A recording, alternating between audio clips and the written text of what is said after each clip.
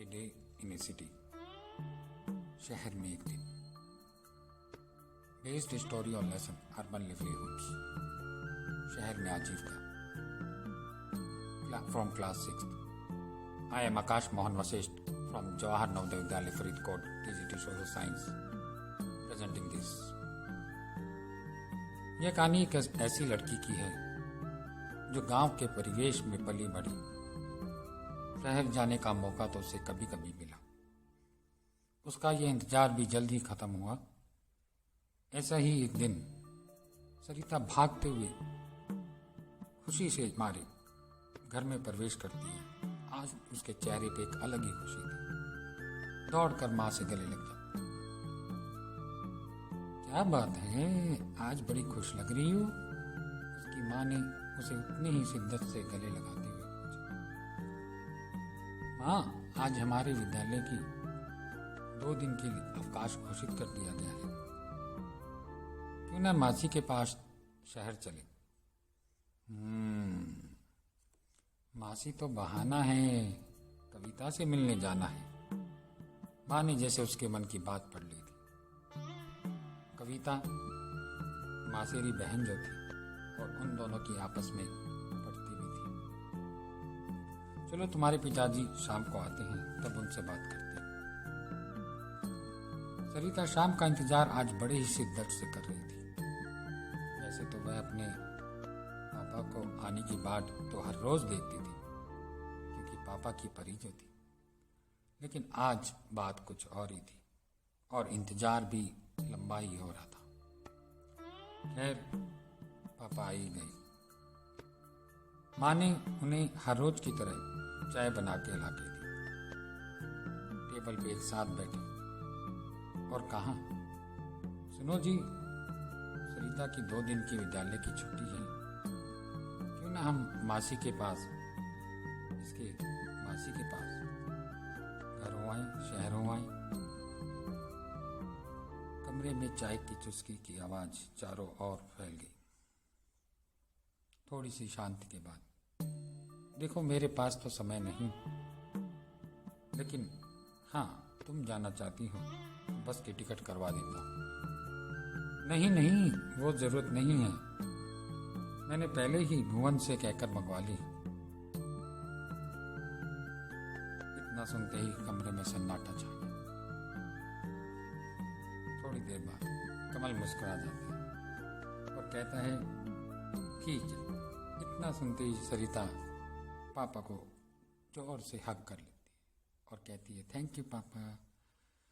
कमल बड़े जोर से हंसता है और कहता है, मुझे पता नहीं मेरी बिटिया को अपनी बहन से मिलना कितना अच्छा लगता है।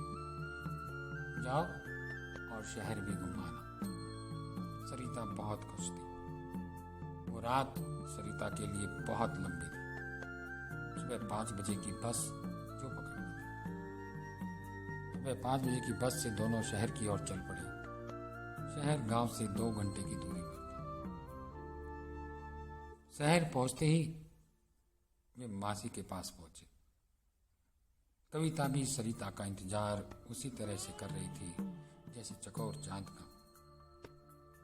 और दोनों बहनें ऐसे मिली जैसे जन्मों जन्मों की बिछड़ी। माँ भी अपनी बहन से उसी तरह मिली। थोड़ी देर चाय नाश्ते के बाद कविता सरिता से कहती है, चलो मैं तुम्हें शहर घुमा के लाती हूँ और कुछ बाजार का काम भी कर लेंगे। ठीक है, सरिता भी तैयार थी। अच्छा माँ, हम दोनों बाजार जाकर आते हैं। ठीक है, मैं भी जाऊंगी। अपने दफ्तर ध्यान से जाना और बाहर का ज्यादा कुछ मत करना। मासी ने हिदायत दी। और सुनो, शाम को दफ्तर आ जाना, वहीं से हम साथ में आ जाएंगे। अच्छा माँ। और दोनों मन मन मुस्कुराकर बाजार के लिए चल दिए। जैसे ही वो अपने घर से निकल के मुख्य सड़क पर पहुंचे तो उनके पास से ही एक जोर से आवाज आई, आलू लो, भिंडी लो, टमाटर लो, प्याज लो, अदरक लो। जिसे सुनकर सरिता सहम सी गई, क्योंकि आवाज बहुत पास से आई। उसे इसकी आदत नहीं थी। उसने देखा सब्जी वाला अपनी सब्जी लगाने में व्यस्त था और लोगों को अपनी ओर आकर्षित करने में लगा था। थोड़ा आगे ही बढ़ी थी कि एक खुशबू फूलों की उसने उसका ध्यान अपनी ओर आकर्षित किया। उसने देखा कि फुटपाथ पर एक बूढ़ी महिला फूल बेचने के लिए बैठी थी। उसके पास तरह तरह के फूल थे, गुलाब, गेंदा, चांदनी, गुलाब के कई रंग। वह महिला उनसे कहती है, बेटा एक फूल ले जाओ, भगवान के मंदिर पर चढ़ा देना। उसकी स्थिति देखकर हमने उससे लाल, पीला फूल, गुलाब के सब ले लिए और आगे बढ़ गए। आगे बढ़े ही थे तो देखा एक लड़का भीड़ के बीचों बीच चारों ओर से लोगों से घेरा खड़ा था और आवाज दे रहा था, आज की ताजा खबर, आज की ताजा खबर। यह व्यक्ति अखबार बेच रहा था। ये सब गांव में उसने देखा नहीं था और उससे ही वो अपना रोजगार कमा रहा था। सरिता ने देखा कि वहां लोग बस इधर से उधर भाग रहे हैं। कचाकच बड़े सुबह सुबह ऑटो रिक्शा वाले ऑटो में बच्चों को ले जा रहे हैं, कोई अपने सामान व्यवस्थित कर रहा है। अचानक इसी बीच कविता की चप्पल टूट गई, चलना दुर्भर हो गया।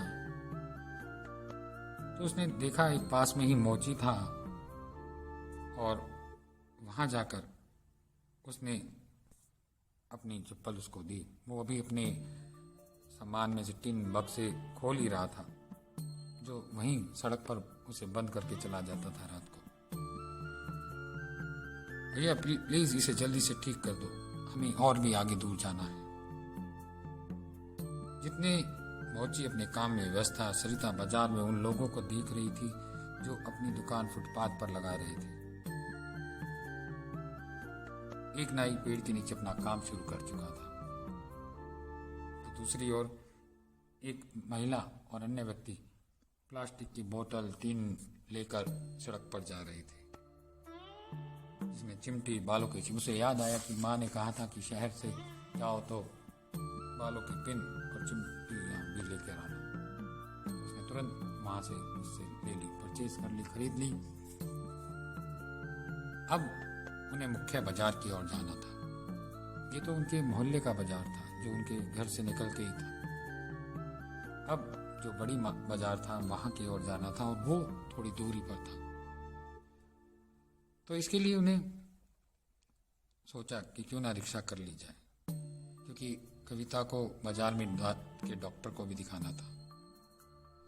तो कविता उसे रिक्शा स्टैंड के पास ले गई और बहुत सारी रिक्शाएं खड़ी थी और उन सब की निगाहें ऐसे देख रही थी जैसे भगवान आ गया हो, ग्राहक आ गया, इससे वो कुछ पैसा कमा सके। गांव तो छोटा ही था, वहां कोई रिक्शा भी नहीं चलाता था। सरिता मन ही मन ये सोच रही थी कि लोग क्या क्या कितने तरह के काम करते हैं। खैर एक रिक्शा वाला तय किया जो अभी आराम कर रहा था लेकिन चलने के लिए तैयार हो गया। शायद रात को सोया नहीं हो ठीक से। सरिता ने कविता से कहा रिक्शा में बैठकर, ये यहाँ तो लोग तरह तरह के काम करते हैं और अपना रोजगार कमाते हैं। हमारे वहां तो इतने काम नहीं है। बस कोई खेती कर लेता है, कोई मजदूरी कर लेता है, किसी की साइकिल की दुकान होती है गांव में, और इससे ज्यादा कुछ नहीं। तो ये बात बच्चू सुन रहा था। कविता इससे पहले जवाब देती। बच्चू रिक्शा वाले ने उनकी बात बड़े ध्यान से सुन रहा था। कहता है, लगता है कि बिटिया गांव से आई है तभी ऐसा पूछ रही है, जैसे मैं भी गांव से आया था।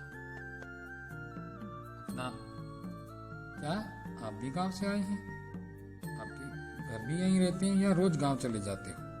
सरिता का यह सवाल बच्चू माजी के अंदर तक झकझोर दिया। उसकी आंखों में पानी आ गया और रौंदे गले से बोला, नहीं बेटा, मेरा परिवार, बीवी, बच्चे गांव में ही रहते हैं, मैं रोज गांव नहीं जा पाता, बहुत दूर है। अच्छा तो रविवार को जाते होंगे? नहीं नहीं, मैं रविवार को भी नहीं जाता, हमारी कोई छुट्टी नहीं है। मैं साल में 2-3 बार ही अपने परिवार जा पाता हूँ। ओह, तो परिवार के साथ क्यों नहीं रखती? सरिता ने बड़ी सहजता से पूछा। बेटा, शहर बहुत महंगा है। रोज 200 से 300 मैं कमाता हूँ, उसी में से 100 से 150 मेरे खाने और रहने के खर्च हो जाते हैं, जिसमें एक ही कमरे में हम कई लोग रहते हैं। बाकी बचे गांव भेज देता हूँ, और यदि मैं बीमार हो गया तो उस दिन रिक्शा भी नहीं चला पाता। फिर गांव में क्यों नहीं रहते, यहाँ क्यों आए? बेटा, गांव में मैं वहां मिस्त्री था, लेबर का काम करता था, और इतना नहीं कमा पाता था कि घर का खर्चा निकल जाए, इसलिए मुझे शहर आना पड़ा। रास्ते में उसने दिखाया कि मेरे जैसे और भी लोग हैं जो शहर आए हुए हैं। मैं तो फिर भी कमरा लेके रहता हूँ, लेकिन कुछ लोग इस तरह से शहर में छोटी सी कहीं पे भी फुटपाथ के पास 2 घरों के बीच कोई जगह मिल जाए, उसी में अपनी रात गुजार लेते हैं और वहीं अपना आशियाना बना लेते हैं। ये शहर है ही ऐसा। यहाँ 12% से ज्यादा लोग इसी तरह सड़क पर जीवन व्यतीत करते हैं। यह दृश्य सरिता देखकर हैरान हो जाती है। कविता से कहती है, ऐसे कैसे लोग सड़कों पर रह लेते हैं। पहले कविता कहती है, पहले इन्हें फुटपाथ से हटा दिया जाता था, लेकिन अब हमारी इन्हें रोजी के रूप में देखा जाता है। सरकार इसके लिए काम कर रही है। इतने में हम बाजार पहुंच गए और पता ही नहीं चला कि समय कब निकल गया। बाजार पहुंचकर देखा कि वहां तो ऐसी दुकानें सजी थी कि कह रही हो, बुला रही हो कि आओ हमारे यहाँ आओ और सामान ले जाओ। मिठाई, आहा, मुंह में देखते ही पानी आ जाए। बस खिलौने, कपड़े, बर्तन, बिजली, हर तरह की दुकानें यहाँ शामिल थी। दुकानें दुकानें, जो चाहे मन खरीद लो। वहीं एक कोने में दांतों के डॉक्टर का क्लिनिक भी था, जहाँ कविता ने पहले से ही अपॉइंटमेंट ले रखा था, तो अपने बारी आने का उसको समय नहीं लगा। डॉक्टर ने उसका निरीक्षण किया और अत्याधुनिक तकनीक का उपयोग करते हुए उसे बताया कि आपका एक दांत खराब हो गया है और उसे जल्द ही निकालना पड़ेगा, अगले दिन आना, अभी नहीं होगा। देखो, मैंने दांत भी खराब कर लिया, अब दर्द भी सहना पड़ेगा। कविता ने रुआ से रहते हुए कहा। सरिता और कविता जब आगे निकली तो उसे याद आया, उसे भी एक शोरूम से कपड़े लेने थे। कविता ने भी कहा, हाँ मैं तुम्हें चलो एक शोरूम ले चलती हूँ। शोरूम क्या था, आंखें चकाचौंध करने वाला था। कविता पहले से वहां जाती रही और जानती थी। वो कहती है, मेरी बहन को ऐसे कपड़े दिखाओ, दुकान की अपनी अच्छी ड्रेस दिखाओ कि वह आसपास इसके कहीं भी ना हो। तो सरिता पूछती है कि आप ये सब ड्रेस कहाँ से लाते हो? इतनी सुंदर सुंदर ड्रेस यहीं बनाते हो? दुकानदार हरप्रीत हंसता है, कहता नहीं नहीं, हम ये मुंबई, अहमदाबाद, लुधियाना, दिल्ली, गुड़गांव, नोएडा से मंगवाते हैं। वाह, फिर तो आपकी दुकान बहुत चलती होगी। नहीं, ऐसा नहीं है, हमारे जैसे और भी दुकानदार हैं, हमें इसके लिए एडवर्टाइजमेंट कराने पड़ते हैं, जगह जगह अपने पैम्फलेट सिनेमाघरों में इसके विज्ञापन देने पड़ते हैं। पहले मेरे फादर और मेरी माँ छोटी सी दुकान पे काम करते थे, अब हमने ये धीरे धीरे दुकान बनाई है। मेरी पत्नी वंदना भी अब इस दुकान को चलाने में सहयोग दे रही है। वो एक ड्रेस डिजाइन करती है। अच्छा, ड्रेस डिजाइनर? ड्रेस डिजाइनर क्या होता है? ड्रेस डिजाइनर जो ड्रेस को सुंदर बनाए, उस पर काम करे। इसके बाद सरिता ने देखा उसके जैसी और भी दुकानें थी जो बाहर थी। ऑफिस थे, बैंक थे, कुरियर सेवाएं भी थी। आज सरिता बाजार को बड़ी तसल्ली से देख रही थी, और यह भी कि लोग किस किस तरह से कमा रहे हैं। जहाँ अपने गांव में वहाँ कुछ भी ही काम नजर आते थे। इसके बाद उन्हें एक फैक्ट्री भी जाना था, क्योंकि उसे जरी का काम अपनी ड्रेस पे कराना था। कविता जानती थी जरी का काम कपड़े को सुंदर बनाएगा। और कविता के पड़ोस में रहने वाली निर्मला, जो वहीं फैक्ट्री में काम करती थी, तो उसके लिए वो रवाना हुई। वो और भी दूर था, मुख्य बाजार से दूर, खुले में। तो उसके लिए उन्हें बस पकड़नी थी। बस पूरी तरह से खचाखच भरी हुई, पैर रखने की जगह नहीं। लोग बस अंदर आ ही जा रहे हैं, कोई उतरने का नाम नहीं ले रहा। कोई स्टॉपेज जाता है तो भी नहीं उतर रहा है, बस चढ़े ही जा रहे हैं। कोने में हम दुबक गए। फिर किसी तरह हमारा स्टॉपेज आया जहाँ हमें उतरना था। फिर तो वहाँ देखा और भी बहुत से लोग थे जो हमारे साथ उतरे। तो बस में जगह बनी, और उतरते ही हमने एक बड़ी ठंडी सांस ली, और ऐसा लगा जैसे जान में जान आ गया। उतरते ही देखते हैं कि कैसे लोग समूह में बैठे हैं, कोने में अपने फावड़े, कस्सी, जो उनके पास सामान थे वो लेके। मैंने पूछा ये क्या है? कविता ने ये इंतजार कर रहे हैं। मैं देखती हूँ इंतजार। उनकी आंखें आशा की किरण लिए दिख रही थी। ये लेबर चौक है, यहाँ मिस्त्री मजदूर, टेलीफोन लाइन ठीक करने वाले, पानी की पाइप के लिए खुदाई का काम करने वाले लोग काम की तलाश में बैठे हैं। कविता ने सरिता की जिज्ञासा को देखते हुए कहा। और लोग आते हैं और उनसे काम की पूछते हैं, और जो ठीक से काम कर ले उसको अपने साथ ले जाते हैं। चलो हम इसके बाद फैक्ट्री में पहुंचे, जहाँ कपड़े जगह जगह सिलाए हुए। हमने पहले ही बात कर ली थी मैनेजर से कि हमें निर्मला से मिलना है। तो उन्होंने देखा कि सभी मशीनों पे अलग अलग तरह से महिलाएं अलग अलग तरह का काम कर रही हैं। कोई कटाई कर रही है, कोई छटाई कर रही है, कोई सिल रही है कपड़े। उन्हीं के बीच हमें निर्मला दिखाई दी। निर्मला कैसे आना हुआ मेरी बहन? तो यहाँ काम करवाना है। ओहो, लाओ मैं करवा देती हूँ, तभी तो आए हैं। यहाँ के कपड़े कहाँ जाते हैं? सरिता ने पूछा। यहाँ अमेरिका, इंग्लैंड, जर्मनी, सब जगह कपड़े जाते हैं। अच्छा, वंदना की दुकान पे नहीं जाते?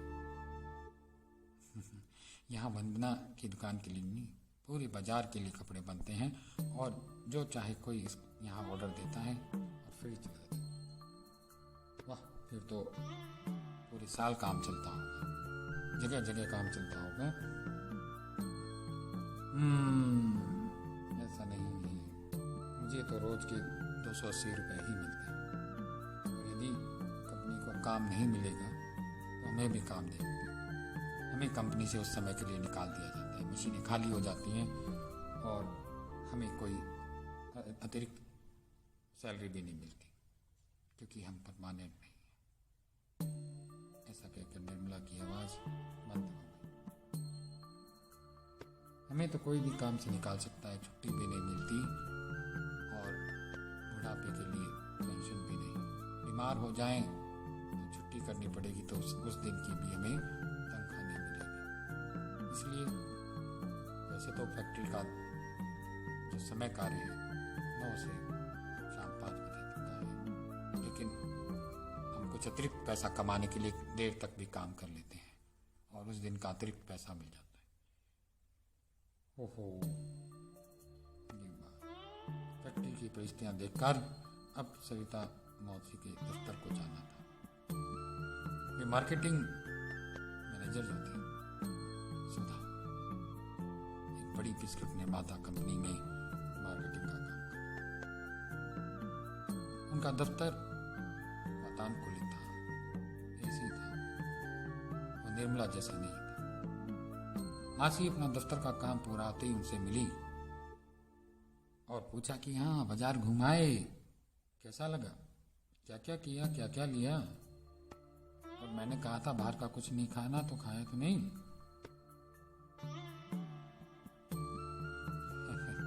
सब ले लिया, जो चाहिए था वो कर लिया। दोनों कविता और सरिता एक साथ मुस्कुराकर, मासी ये तो बताओ आपका ऑफिस तो बहुत अच्छा है, लेकिन आप कब तक काम करोगे? ये आपको निर्मला की तरह हटा तो नहीं देंगे? निर्मला? अच्छा वो निर्मला। मासी सुनकर हंसती है।